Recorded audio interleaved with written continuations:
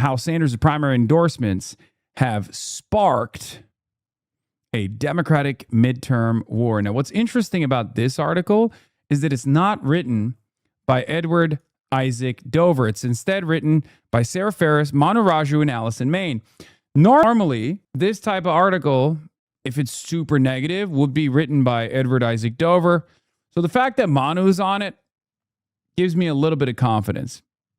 Okay? Edward Isaac Dover is the designated pro-Israel, anti-Bernie, like anti-Bernie-crat guy at CNN. He's the CNN payroll hatchet man. Now, one of the best parts about this article is Hakeem Jeffries confronted Senator Bernie Sanders against meddling in House primaries, particularly one involving a black Democrat. He seemed to not care, said Greg Meeks of New York, a Jeffries ally who was also on the call, said of Sanders recalling the previously unreported phone call. Beast mode. My goat. Bernard has had it. Bernard has had it, baby. Michigan is the front lines of Bernie versus leadership war. With Al-Sayed surging, Gary Peters was so afraid he could lose the Dems. The seat that Peters came out for Haley in a must-win House seat. Sanders is pushing Will Lawrence, activist whose remarks about black leaders have infuriated the party. They're trying to do a package deal, right? They're trying to do Bernie bros are anti-black. Once again, they're trying to rehash the old meta. And I will admit, it has been very effective in the past. Okay, especially in constituencies where the old entrenched vanguard still remains. Okay, it's still a fairly reliable mechanism to thwart the left flank. I want to bring up something interesting that I saw on the timeline of an old conversation that Uncle Sam Cedar had. Okay, an old conversation from 2021 about black socialism. Okay, this is from August 4th, 2021. Let's take a look. This is something about black politics that I think is important for particularly progressives, white or otherwise, who try to understand and ask questions like, why did black people vote for Joe Biden? I don't understand. The policies that Bernie has are so much better. Black politics is a politics of containment and capture. What does that mean? How does black politics works? When the South Carolina primaries are about to happen, Jim Clyburn has the phone number of every black church pastor in his Rolodex. Every black membership organization, fraternity, sorority, graduate chapter, and alumni chapter, which in those chapters are the teachers, the principals, and all of the administrative officials of your black high schools. Okay, all of the historically black colleges and universities, which South Carolina a large number of students, which is going to literally have an ideological role in shaping the politics of thousands of students. What I'm trying to say is that the way in which Clyburn does this is not because black people will, if you explain the policies to them, will not understand. Oh, this stuff, federal job. Yeah, this is Revolution podcast for those of you who don't know. If you're actually interested in hearing this perspective and further beyond it, they're a great podcast. This is Revolution is the name of the podcast. Guarantee and universal healthcare is better for us. It's that the ideological infrastructure is controlled by the black political class, and they maintain that control by exacting patronage, which I call fatback and biscuits, from the Democratic Party and its corporate acolytes, and handing it out piecemeal to people who are within their constituency through public service types of policies. And that aspect of how black politics works is what, in order for anyone who's interested in having any kind of left, and I've said this and I'll say it again, you will not have a left in America with effective politics without black people, because there's never been a left in America with effective politics without black people. And if you do not do that, black politics will be used to destroy the left, like it was done in 2016 and 2020. You have to understand and find a way to puncture the ideological. And there are certain things. Look, I've been talking to a lot of people about this kind of stuff for quite a while now, because it's something that I acknowledged, is something that I understood fairly early on. Black people demographically are the most progressive voting bloc in this country. Okay? Straight up. Issue after issue after issue, black people are consistently, bar none, the most progressive, the most reliable progressive voting bloc in the country. Okay? This is 100% the case.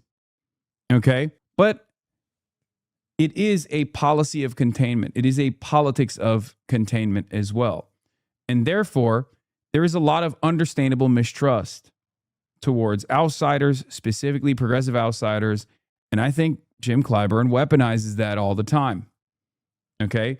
And I think we on the left, when we speak on certain issues, like when we say stuff, especially because, look, I'm white. You know, I'm Muslim, but I'm white, right? When we speak on certain issues, when we speak out against black people, even if they're centrist liberals, for example, right? That comes across very differently to a lot of older voters, especially, right? That comes across as unnecessarily antagonistic. That's number one. Number two, there's still no penetration into the voter turnout machine or the infrastructure. And part of that is because there aren't a lot of, and this is changing now, but there aren't a lot of visible black socialists.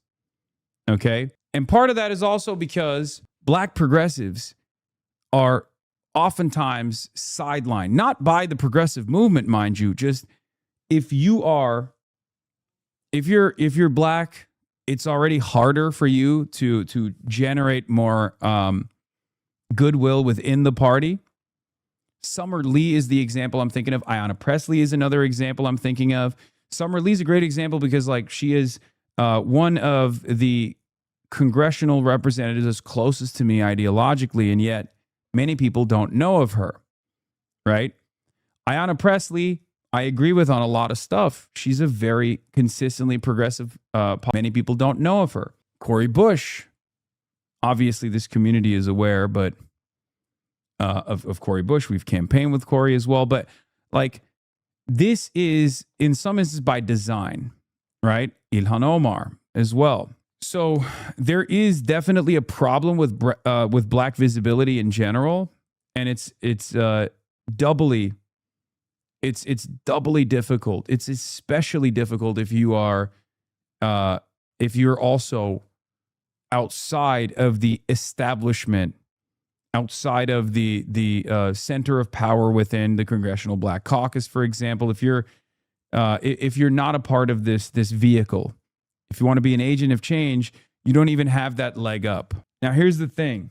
Summer Lee isn't DSA. DSA discarded her and she's a socialist still. Yeah, Summer Lee isn't DSA because of the DSA, specific DSA chapter's fault.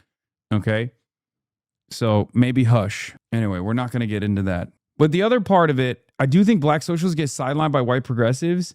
I mean, I don't know if I fully, like, there's definitely an element of that. This community is one where that doesn't happen, and yet still, like, there's a broader problem, right? Do you know what I mean? Like, think about it this way. How many people have said that DSA is anti-black, DSA is taking away black power, brown power from the New York political machine? The DSA slate was all black and brown folk except for one guy. So there is this weird narrative that mainstream outlets also play a formative role in advancing that robs people of their identity, that robs people of their blackness if they're democratic socialists, that robs people of their Latina background if they're democratic socialists. And it's the same principle for Zionism, right? If you're critical of Israel, you're no longer Jewish. We saw this with Brad Lander. And Brad Lander is as pro-Israel as you can be while still being critical of Israel, right? And they made it seem like Brad Lander was actually anti-Semitically unseating Dan Goldman. All the Jews that voted for Brad Lander over Dan Goldman were no longer Jewish in the eyes of the media. This happens all the time. And it's very frustrating. Can we stop saying black and brown? That's literally the problem right there. I mean, I don't know. What do you want me to say? BIPOC? Yeah, the establishment weaponizing racial politics to defend corporate interests over the rights of all people, regardless of race, is so disgusting. 4 out of 6 people here are not white, and one of the white people is Jewish, a group that they also claim the left hate. Is so bad faith, a disgusting way that they try to turn people against each other with millions in dark money from corporations and special interest groups. Even when phenomenal left-wing candidates like Janice, Dari, Lisa, Milak Kuros can win black and non-white voters, they spread misinformation and slander.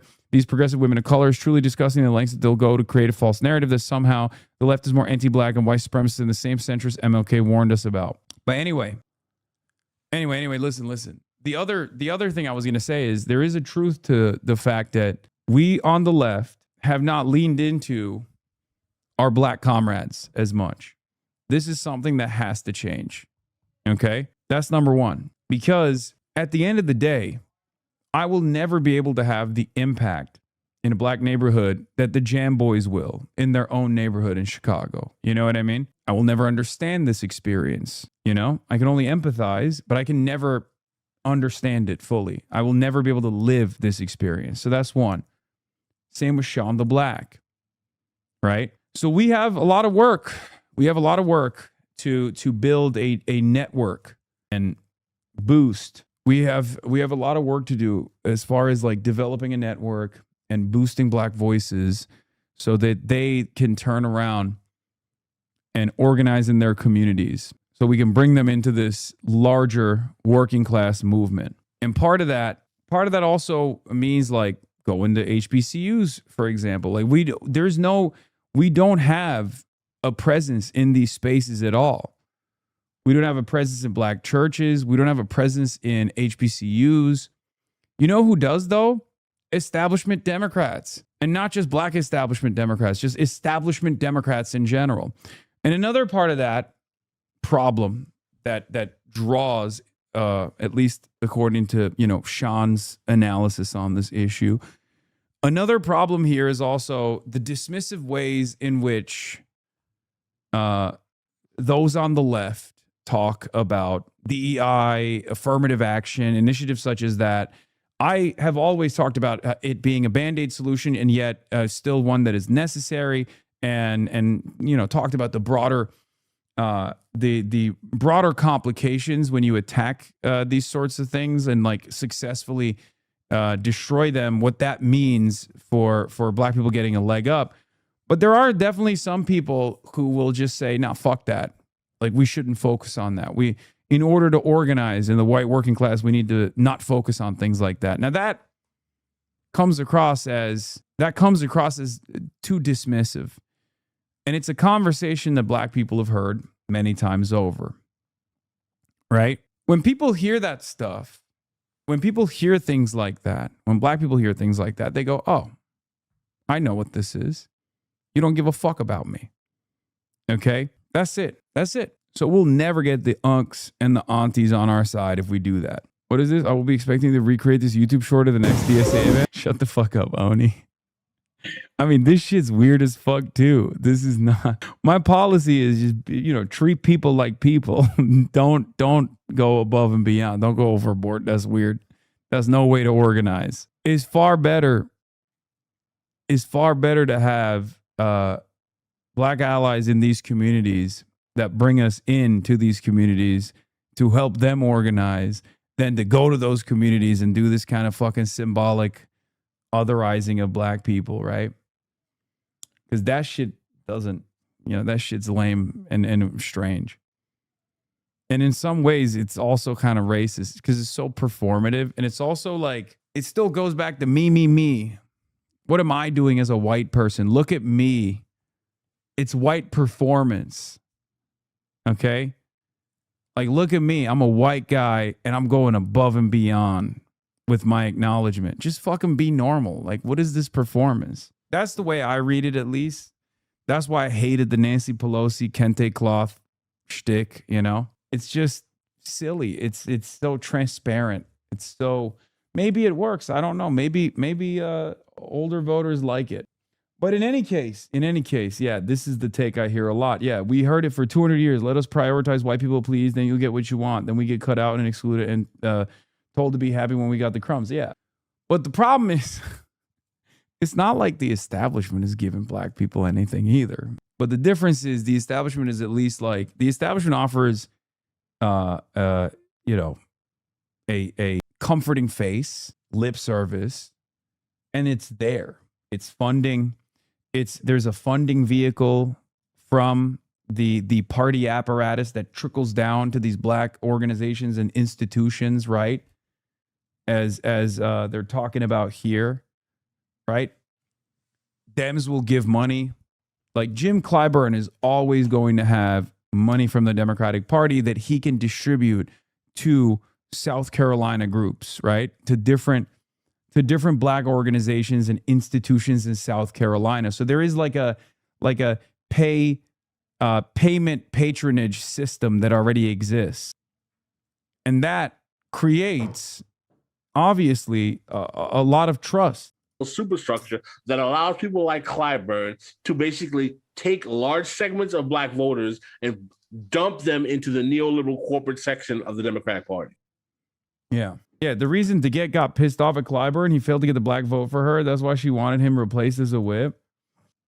Yeah. Notice how these articles always emphasize black and Latino leaders, not ordinary non-white voters. The divide isn't between non-white voters and the DSA. It's between non-white voters and their out-of-touch leaders who are enraged by the success DSA is having with non-white voters. And it's also having with non-white leaders. Because look, there is a generational divide here. Okay. That's the real secret. Everyone under the age of 35, every non-white person in this country under the age of 35 knows this fundamental truth. You are not getting a crumb of power or a crumb of wealth from your older relatives. Okay? That's part of the reason why. I mean, look at DSA. Look at DSA. Although the media and black and Latino leaders and organizers are claiming that like they're being written off, they're getting unseated. By who?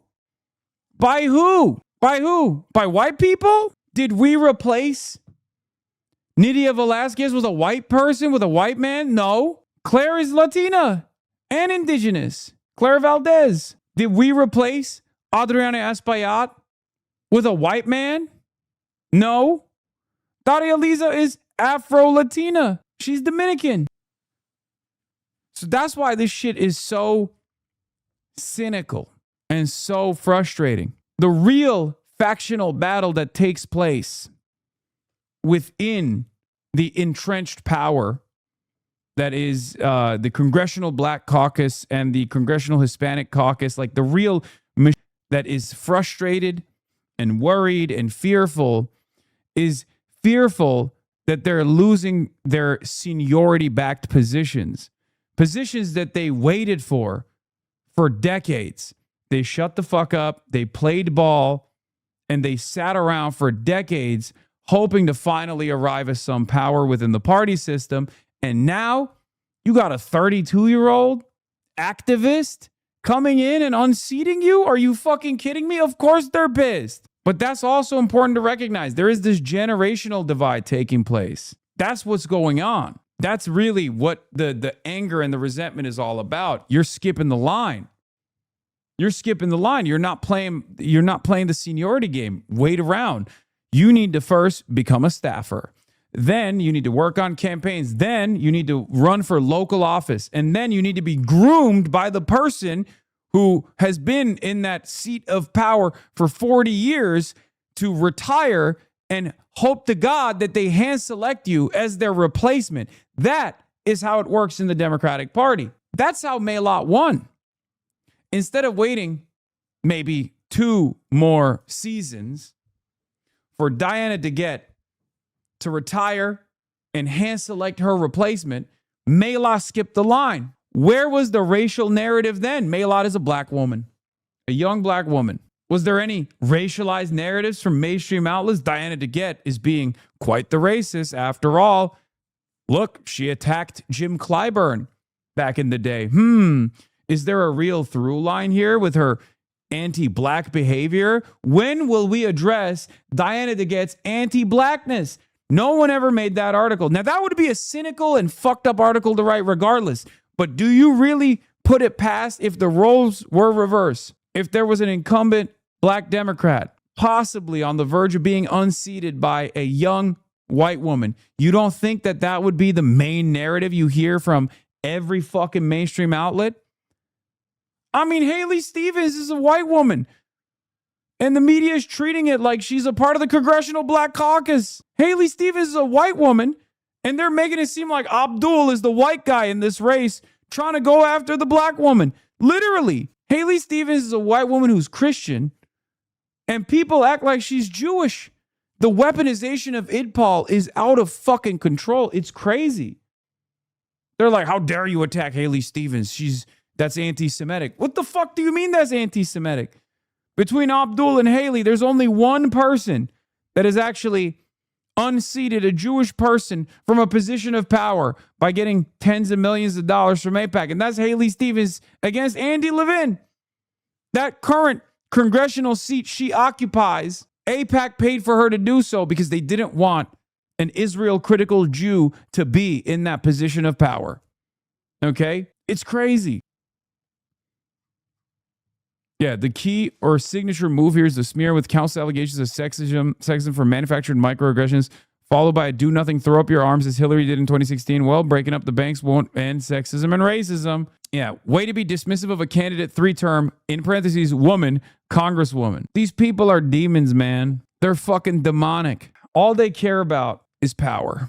That's all they care about. And they will stop at nothing to make sure that they eliminate all threat. Now, of course, there's a reason why they don't attack the Republicans in the same way. Because Republicans are not unseating them in their cushy, safe districts. We are doing that, right? And Republicans, no matter how evil they get, that's a good funding vehicle for the Democrats. Without doing a single damn thing, you could just fundraise against how devastating the Republicans are. So it actually fits into this power structure. It's perfectly fine if Republicans are fucking dog shit fascists. That allows them to not do anything and still collect campaign funds. That's why they're way, way tougher on their fucking left flank than they are against the Republicans, right? Sanders. Yeah, on Andy Levin and APAC. Look, APAC spending millions to back Haley Stevens in 2022 against Andy Levin was indeed a radicalizing moment for a lot of people in Michigan. In an interview with Dave Weigel at the time, APAC's president said they targeted Levin precisely because, as a synagogue president, Levin had strong standing to criticize Israel's actions and defend Tlaib and Omar against attacks. So Andy Levin had to be crushed. APAC never saw the hypocrisy in their targeting of someone specifically because they were Jewish, or if they did, it didn't stop them. Has Levin endorsed Abdul? Day one, baby. Andy Levin endorsed Abdul, I think, day fucking one. Yeah. Anyway, is Senator Bernie Sanders hurting the Democrats' chances of winning control over Congress? Let's have a bunch of centrist neoliberals and maybe some right-wingers on a panel to discuss how, yes, it turns out the left flank that has all of the momentum, the left flank that has all of the capacity to fill up fucking crowded arenas, the left flank that has all the fucking small donors, that left flank that's breathing life back into the fucking party that doesn't deserve to have its reputation cleansed, that left flank we have to fight back against all damn day. Has backed over 90 candidates, and according to his team, 42 of them have won their races, including 10 out of 16 federal candidates. Here's a look at some of them on your screen. There's some controversial ones that have caused some significant blowback within the Democratic ranks, including a critical Michigan House race there, Congressman in the Michigan 7th Congressional District, a battleground district. That one is William Lawrence there. That's a big fight that's happening, will happen in that August 4th primary. Hakeem Jeffries had this phone call with Bernie Sanders and along with Gregory Meeks, a New York Democrat, on it. Meeks told us Sanders seemed not to care after they were raising concerns about meddling in the primaries. Yeah. I mean, that is Bernie Sanders. I mean, a lot of this, as I was looking at some of the rallies there from Bernie Sanders, you're reminded of 2016, this real force that Bernie Sanders was in his race against Hillary Clinton. And that is kind of the energy. A lot of these Democrats that we see running now sort of became Bernie Sanders Democrats during that race. And so you see this come to fruition here in Michigan. One one of, I think, the real worries is that Abdul El Sayed is maybe not as a competitive a candidate against the Republican who did really well last go round. He used to be a fellow contributor here at CNN. Mike Rogers, very telegenic. I think he lost by something like 9,000 votes or something like that. And so there is real worry. But you know, this is about attitude, right? It's about passion. It's about media. To be fair, didn't you say that the left flank were unseating Democrats in fortress seats? It makes sense for them to start fighting back if they're losing numbers. That is just politics. Yeah. But a normal party structure would actually, well, the Democrats are not a normal party. But if it was a normal party, you would have the most fucking leftist candidate on the most leftist districts. You wouldn't have annoying right-wing centrists in the most left districts. Okay? A national party that is a normal, competent, real party would literally actively put the most visible, the most popular, the most far left people into the most far left seats. Okay? And then they would run more reasonable and more sensible moderates, I guess, in districts that that make sense for that kind of attitude. But we don't fucking do that in the United States of America. Democrats get entrenched power from their fucking safe, their castles, their strongholds. Okay? Party establishment want to hold on to power. Why did Trump go after Massey and Marjorie Taylor Greene? Was he worried a Democrat would win the district? Of course not. It's the same thing for Clyburn endorsing Cuomo or Tandem freaking out about every lefty anywhere is job security. Electability is a genuine concern, but that's not really what motivates this crowd. And they're not really even very good at it. A perfect example of how propaganda works at the story framing level. Corporate Dems have spent a decade buying primaries for corporate candidates, and the party has seen an epic loss of power, and yet there are never TV segments about them hurting Dems' chances of winning. Yeah. When is the last time you heard about how fucking angry the voters are at the centrists within the halls of power? They literally, bro, New York is a closed primary. New here, but you literally contradict yourself in the first 30 seconds. Wait, what? How? Explain yourself. New York is a closed primary system. Who's voting for these candidates? It's fucking Democrats voting for these candidates. But if you were to literally listen to the media, you would think that aliens were fucking spawned into these districts from the outside to cynically vote for these fucking candidates to get Republicans elected. It's like, no, dude, those are your own voters. They treat those seats like fiefdoms, though. He said he's scared of losing his job. No.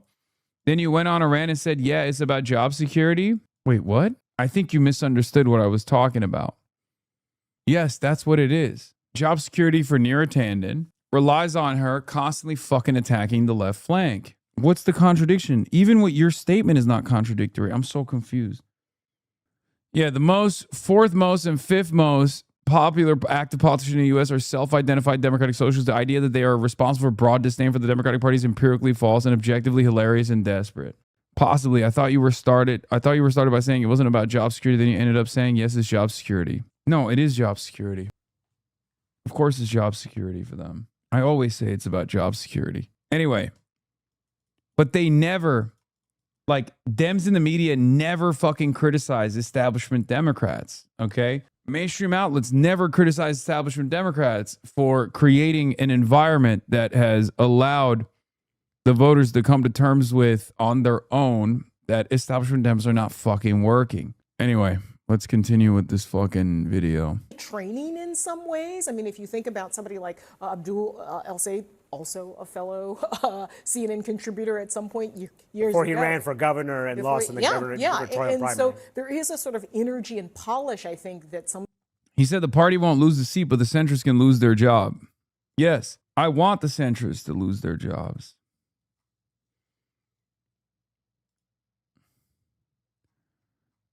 Why? Did y'all hear about Vladimir Putin opening the oldest vault to reveal images of biblical figures? They all black, every single one. Why are you sending me this OG meme? of these candidates are bringing, that the more sort of centrist candidates aren't really bringing that, even though in this race, it isn't even a generational divide in the way that we've seen some other races. It's more sort of an ideological and stylistic divide. Yeah, and an electability argument really at the heart of it. And just look at how some of the blowback that he's getting, the responses that we got. We asked so many members about Bernie Sanders' role in all of this. Josh Gottheimer, a pro-Israel Democrat from Jersey, said the DSA, which Bernie's a part of, is trying to hijack the Democratic Party, and people don't want that. Hillary Skolton, who's in Michigan supporting Haley Stevens, said the Graham Plattner situation should be a huge warning sign to a lot of voters about what that stamp of approval might mean. And Ro Khanna, who is a Bernie backer, said that Bernie is just as popular as, say, the Pope and Obama and Bernie. So those are three people who are perhaps the most popular when it comes to public figures. And I asked Bernie Sanders about this. Are you making things harder for the Democrats to win back power in November? But are you making it harder in some ways to win the majority? Say what happened in Maine. I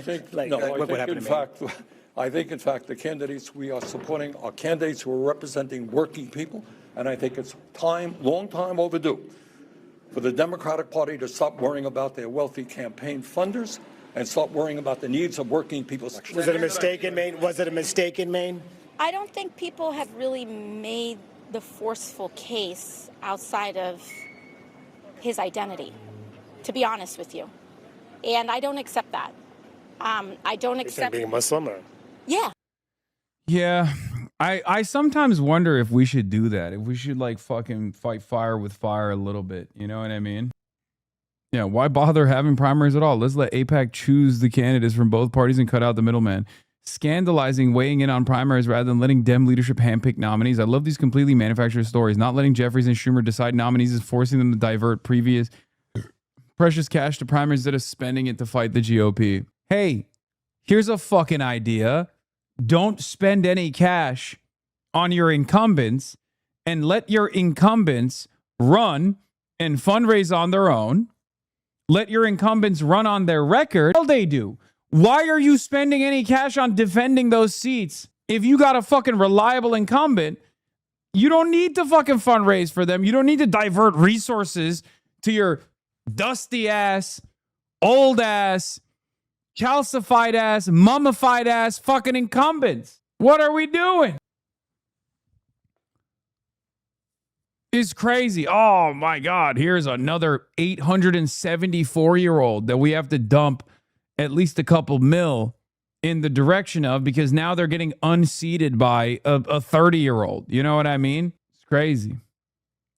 She's referring there, of course, to Abdul al-Sayed about why she thinks that people have not made the case against him. But Sanders is totally unapologetic about his role in all of this. He definitely is. And having covered and watched his political activity for some time, he and his people will make the argument, he kind of made it there too, that when it comes to the electability argument, he would argue that they are backing candidates who are electable because they speak to this really anger among the working class and this anger among voters about the fact that the system is not working for them. And obviously, Bernie would bristle at any comparisons to Donald Trump. But the fact is that they do both kind of speak to this really angry electorate that believes that the current system is not working for them. But of course, if you look at the general election and if you look at kind of the Chuck Schumer, Hakeem Jeffries, that wing of the party, they would say, look at the candidates that have gotten us trouble, particularly Graham Plattner in Maine. And these are races where we cannot afford to have any sort of problematic candidates. I would also point out that Graham Plattner is not Abdul al-Sayed. I mean, obviously, Graham Plattner had a litany of personal problems. He is no longer a candidate. The main issue with al-Sayed right now is a lot of his policy positions, and that is obviously a debate, a substantive debate that the Democratic Party can have. But for Chuck Schumer and the broader Democratic Party, every seat matters so much in the race to regain Senate control. And for Michigan, they say this is not a good bet for us. We're going to stick with Haley Stevens because she is the better bet in the general election. I think one of the funniest arguments that these guys are presenting is that Haley Stevens is anything without $50 million of APAC money. Oh, fucking Haley Stevens, we just need to let her be the candidate because she's clearly the stronger candidate. It's like, stronger how?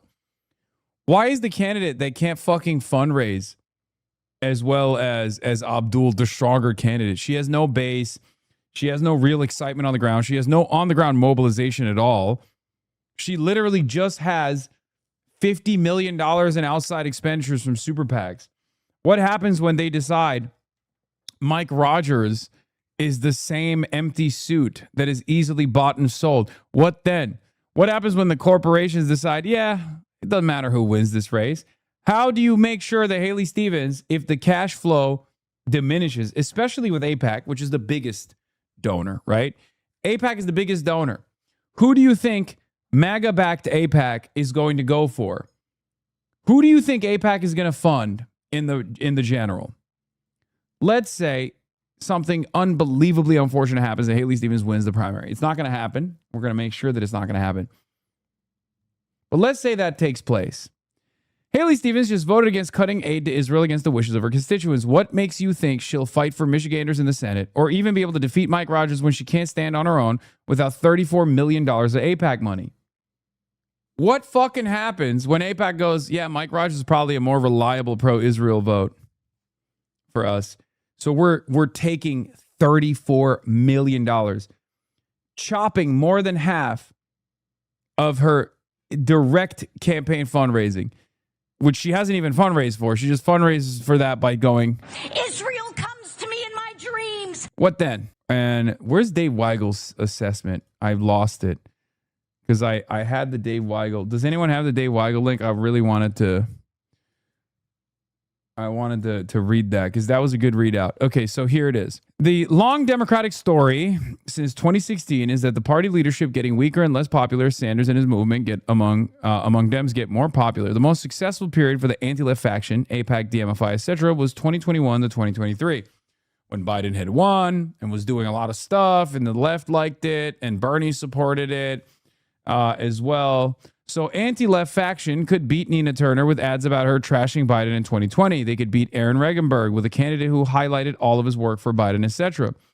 The 2024 election discredited the anti-left faction. The centrist faction lost all of its gusto because they lost. They were moderate. They campaigned with Liz Cheney. They refused to talk about Israel in terms that the public demanded. They dropped their anti-ICE sentiment. They were pro-ICE, objectively pro-ICE, openly. They never talked about like trans people or anything like that. They moderated to the center and it didn't fucking work and they lost. This was huge. The electability argument only works if you fucking win elections. If you lose elections twice to Donald Trump in spectacular fashion, as the moderate, as the centrist, as the reasonable centrist, all of a sudden, all those people that were leaning into you because they believe the electability argument, they're not going to believe you anymore. They fumbled the ball against Trump again, as Dave reports, and no one in that faction is as strong, popular, or good at building crowds as Sanders. Add to this that Obama could be, but he doesn't want to engage in primaries, and that a lot of New York Dems specifically wrecked their credibility by endorsing Cuomo in 2025. They look like retreat losers who should just let Sanders et al. Run the ball. Yeah, when you see Neera Tanden depict herself as an expert on electability, please remember that Tanden was one of the architects of the Hillary Clinton 2008 campaign that explicitly insisted that Barack Obama could not win a general election. Yep. What's especially that Stevens is actually trying to run on the establishment Dem record. Auto rescue, Obamacare. Hey, it wasn't just a decade of not delivering for the working class. And the rebuttal is, look, where the money's come from, her to say that, not she's, oh yeah, and the rebuttal is, look at where the money's coming from for her to say that, not that she's wrong and Obama sucked. Yeah.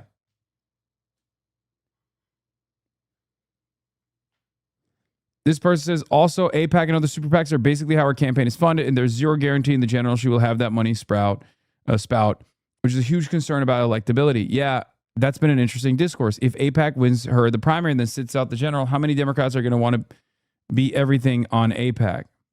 Here. Think there should be conditions on the aid the United States sends to Jerusalem and Tel Aviv? Absolutely not. I'm not for Israel comes to me in my dreams. Conditions, particularly in this circumstance. That's what detractors of Israel are pushing for. And we have a country, Israel comes to me in my dreams. A very close ally.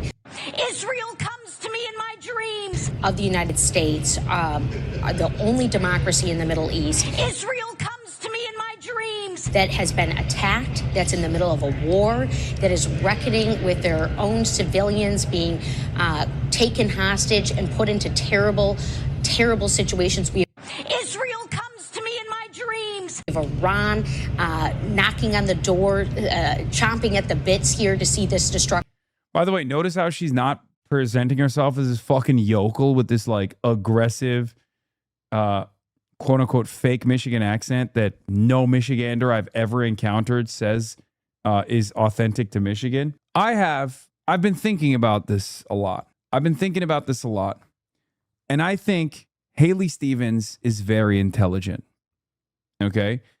I think Haley Stevens is specifically beefing up the I'm a yokel who loves Michigan for one reason and one reason only. Her accent and her entire outfit, her entire persona is a love letter to Michigan. This is her own assessment, right? This is the way she wants to present herself. So whenever she's asked hard questions, not this, by the way, because back then this wasn't a hard answer for her.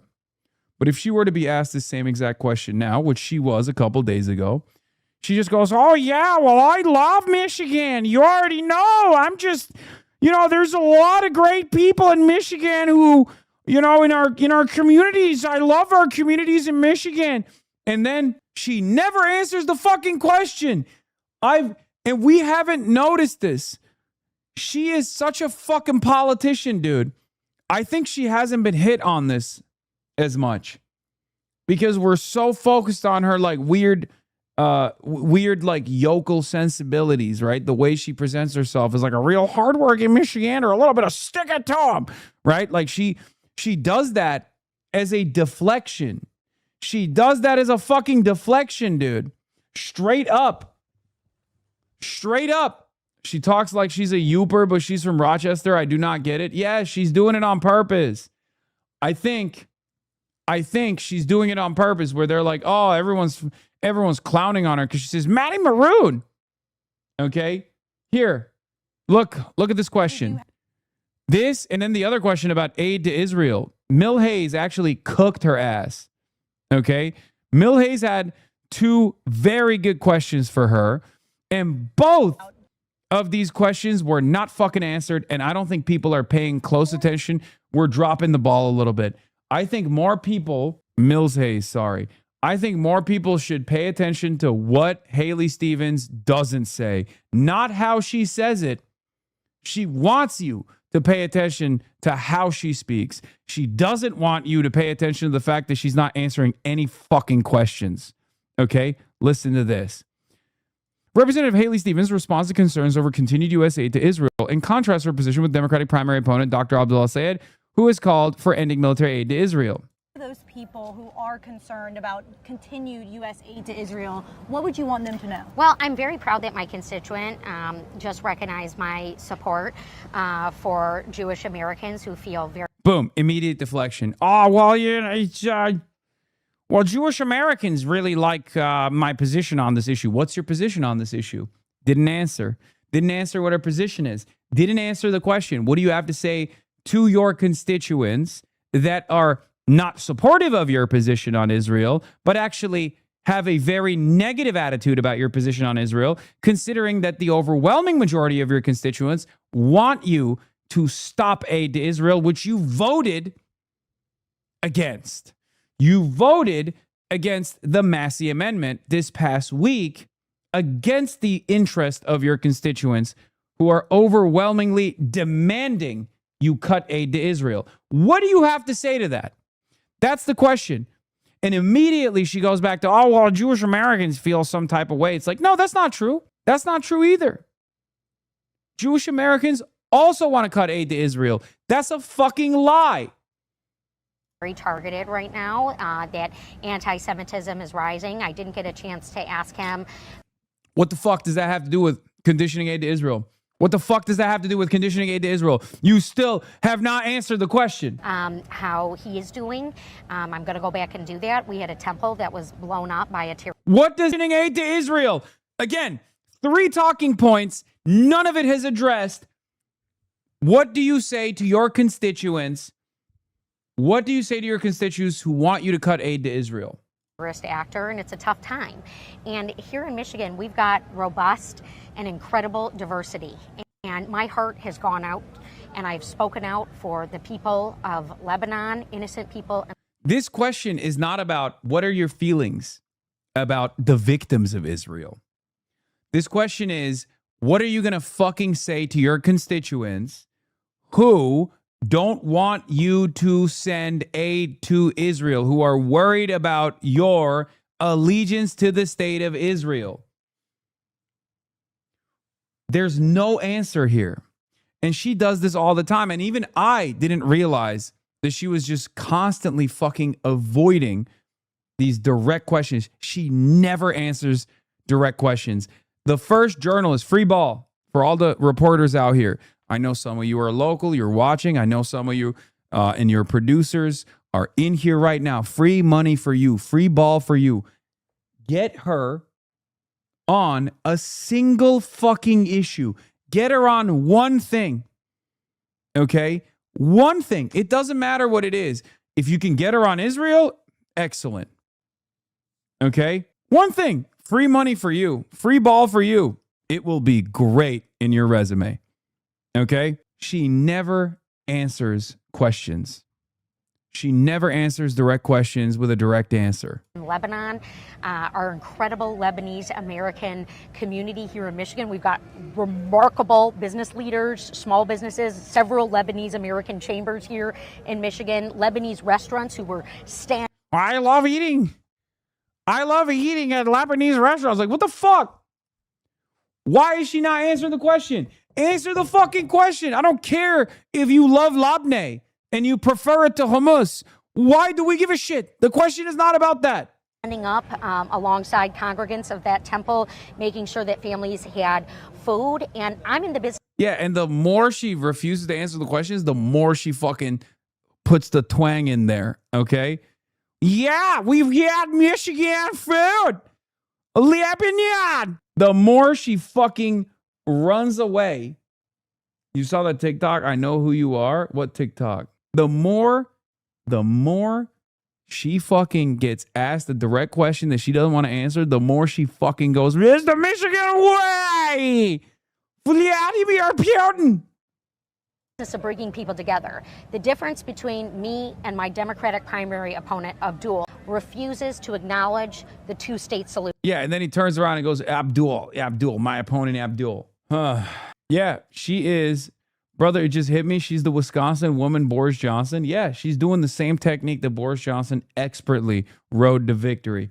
Boris Johnson went to the best schools in London, but he expertly presented himself. Admit you saw the TikTok. What is the what TikTok? What fucking TikTok? I don't know what you're saying. Just send me the fucking TikTok. Maybe I saw it. Not only do I want safety in Lebanon and dignity for the people of Lebanon, I want that for Palestine. I want that for Gaza. I do not believe a one-state solution gets us anywhere closer to long-term peace. It is very clear that Mr. Net. Are you saying Haley Stevens is akin to Boris Johnson? I think Haley Stevens is a lot smarter than she lets on. And this is an expert strategy for her to be like, I'm just a dumb yokel. Wow, look at me. Like, she literally uses this as a way. She uses this as a way to never answer the question. And then people don't even fucking realize that she just danced around the subject. If she was like Pete Buttigieg, if she spoke like Pete Buttigieg, people will go, oh, I know what you're doing. You're fucking phony. Okay? This is a style. Okay? This is something that a lot of politicians deploy. Kennedy in Louisiana does this. Boris Johnson in England did this. George Bush II did this as well. I don't know. I'm kind of dumb. I don't know. Whatever. Like, this is a classic technique. Pete Buttigieg, on the other hand, cannot do it, right? Because his academic pedigree renders him unable to present himself like a fucking yokel. J.D. Vance is the same thing. He tries to do it and he fails to do it. J.D. Vance can't present himself like that because he's too Yale coded. Okay? So when JD Vance gets in there and goes, yuck, you know me, oh, my wife, sure. When he does that, when JD Vance does that, everybody goes, bitch, shut the fuck up. You went to Yale. You sound like you went to Yale. Stop doing this shit. Okay? Haley Stevens, on the other hand, is a very good politician. And I don't mean that that's a good thing for us, and that's not a good thing for Michiganders. Okay? She is capable of dancing around these issues, but people, when people watch her speak, okay? When people watch her speak, when people hear her talk, they're too focused on the accent, and it develops. It's a speech pattern that she deploys, in my opinion, to create this facade that she's just like the average person. Across Michigan, I am trying to lead. I am trying to lead with consistency. Like 2 minutes and 10 seconds, no answer to the fucking question. Here, let's look at this one. Again, Haley Stevens on Senator Bernie Sanders, Representative Alexandria Ocasio-Cortez campaigning in Michigan this weekend for her Democratic primary opponent, Dr. Abdul Sayed, in the U.S. Senate race. What do you have to say to the supporters? If you win, what do you have to say to the supporters of Abdul al-Sayed? Look at what she says here. This rally tomorrow with Sanders and AOC for your opponent. There are a lot of people in the Democratic Party that are looking for that progressive kind of movement. Yeah. How would you try to bring those people in? I'm just curious if, Mr. Sanders is willing to acknowledge the great work that I did. How are you going to bring the progressives into your movement? If you win, how are you going to bring in the progressives to your movement? That's not an answer to that question. This is a real concern. This is precisely how Hillary lost Michigan. This is precisely how Kamala lost Michigan, right? By avoiding the progressive flank in Michigan, right? This is how Joe Biden won Michigan, by leaning in to the progressive forces. So it's a real concern. There have been numerous instances where Michigan is now, there have been numerous failures in the last decade that Michigan is now seen as a purple state when it's not supposed to be. It's a part of the fucking blue safe haven, right?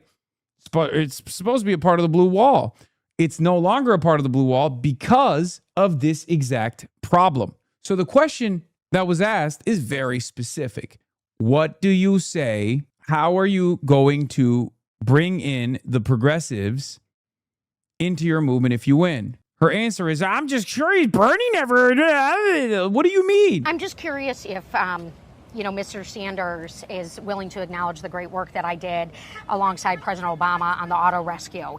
He had just himself gotten into the United States Senate, and I don't remember him being around for the auto rescue, but I certainly remember our sleeves being rolled up to save the. That's not the question. That's your pitch. That's your campaign pitch. That's you attacking Bernie Sanders. The question is, how are you going to win over their fans if you win the fucking primary? Biden won Michigan? Yeah, I said Biden won Michigan by leaning into the progressives. Listen to my words. Hillary lost the progressive wing and lost Michigan. Kamala Harris never actually made an attempt to win over the progressives and lost Michigan. Joe Biden, on the other hand, what did Joe Biden do? Joe Biden ran a fairly progressive campaign. Pay attention to what I'm saying. Joe Biden ran a progressive campaign. He hugged Bernie. He hugged and kissed Bernie Sanders. So much so that Bernie fucking, rode for Joe Biden endlessly.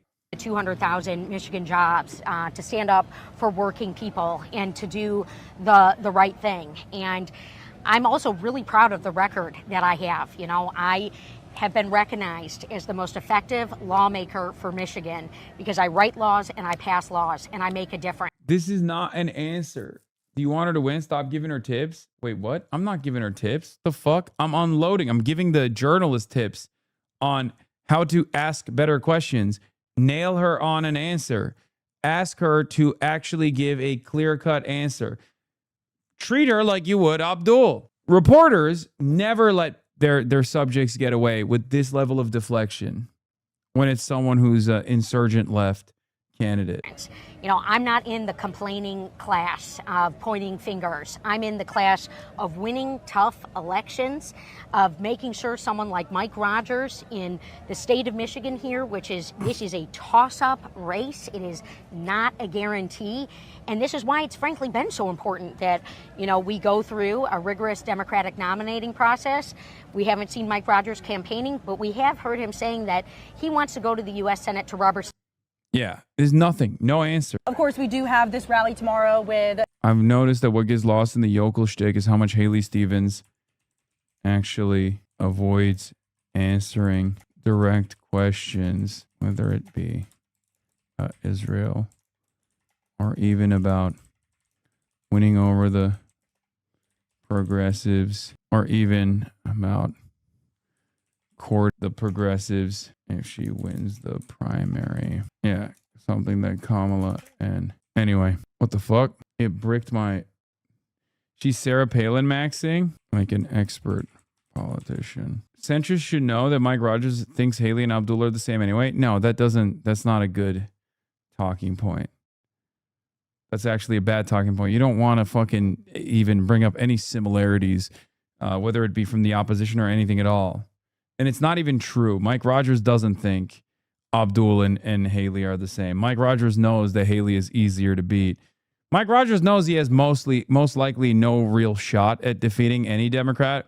But if it's between Abdul and Haley Stevens, I think there are some Republicans who do sincerely think that Abdul is like too radical because they're dumb fucking boomers and they don't know how to read the room in the same way that our dumb fucking boomers and the establishment Democrats don't know how to read the room. However, I would go so far as to say the smart ones, the smart money is that they actually do know that Haley Stevens is a easier candidate to defeat.